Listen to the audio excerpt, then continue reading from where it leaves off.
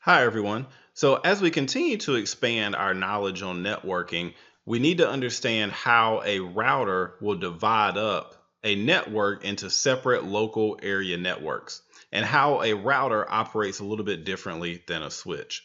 So, in our simple network layout here, we've got a NCC router in the middle. And connected off of each side of that router, we've got an English Studio switch over there to the left, and we've got a Cisco Lab switch over there to the right.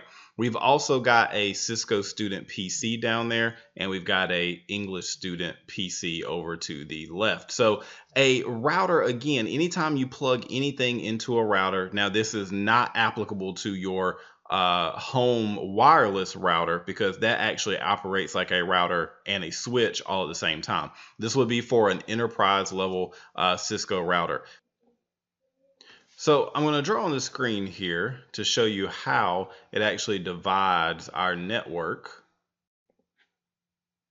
So over here to the left, let's say we color this network in red, and over to the right, let's make this one blue.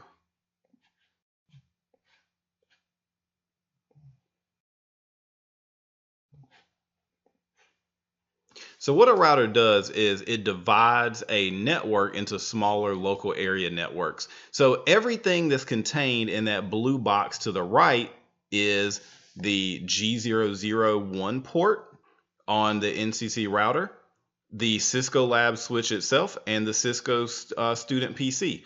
Any other PCs or devices that you connected to the Cisco Lab switch would also be in this box, or anything that you maybe even if you had a another device over here like a printer or something like that. Think about this blue box as a fence. Okay, it can communicate with everything inside that fence. However, if it needs to communicate with anything outside of that blue box or its network or its fence, it's called a subnet here, then it needs to involve the router. The router helps route two different networks together. So over here to the left, you've got our red box network. Okay, so within that, you've got interface G000 on the NCC router. You've got the English Studio switch, and you've got the English Studio, the English Student PC. So anything you connected off of the English Studio switch would be in this red box. Okay, so let's say over here to the left, our network was 192.168.1.0, and its subnet mask was 255.255.255.0. What I know by looking at this, and we'll get to this in a few chapters, but this is the network address. This defines this network. It's like me calling it the red box network. If I call this 192.168.1.0, it will not use this address on any particular device, but this defines the name of the network. Now, we will learn subnetting in a few weeks, but this right here, this subnet mask lets me know that this network spans or ranges from 192.168.1.0 through 192.168.1.255. Okay, so that is the network range for the left side of this network here, this red box network. These are the available addresses that I have. Now, you don't use the first and the last, so you would not use 1.0 and you would not use 1.255, but anything in between there, 1.1 through 1.254, is fair game to assign to any device in the red box network. So to the right side here, we've got the blue box network. Now, these networks cannot overlap, so this network may be 192.168.2.0, and its subnet mask can be 255.255.255.0. So that would make its range of addresses from 2.0 through 192.168.2.255. Okay, so what that means is, again, all the devices in the blue box are defined by 192.168.2.0. Again, I know by this subnet mask, it tells me how many IP addresses are in this range. So I know it starts at 2.0 and it'll end at 2.255. Now, again, in each one of these separate networks, you have to look at it like they are completely separate. They do not know how to talk to each other unless they involve the router. It can talk to other devices on the network by default, but that's because they should fall in those ranges. Now, each device, each interface on each side of this network that needs an IP address, it cannot, it has to be a unique address. So for instance, if I assign the Cisco student PC 192.168.2.1, all right, and its subnet mask is 255.255.255.0. All the subnet masks should be the same within a network, okay? But if this one is 2.1, I can't use 2.1 again in this blue box network. I have to do something unique to another interface or something like that. Switches do not get IP addresses on their interfaces, but you can set a virtual interface to actually be able to remote into it. So remember, we can set our interface VLAN 1. That will allow us to remote into our switch via an IP address, but you cannot set an actual IP address on the interface G02 or the interface FA01 that is connected to on a switch.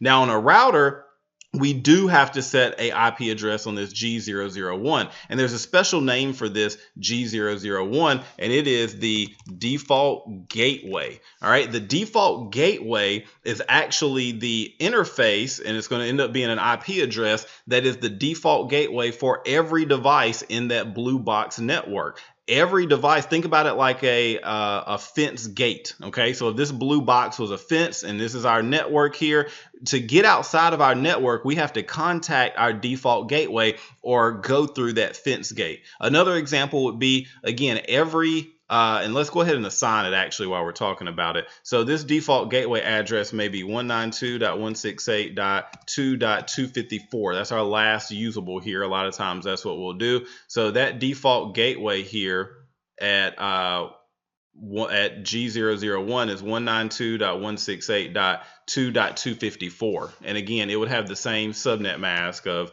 255.255.255.0 there. Let's move this off to the side.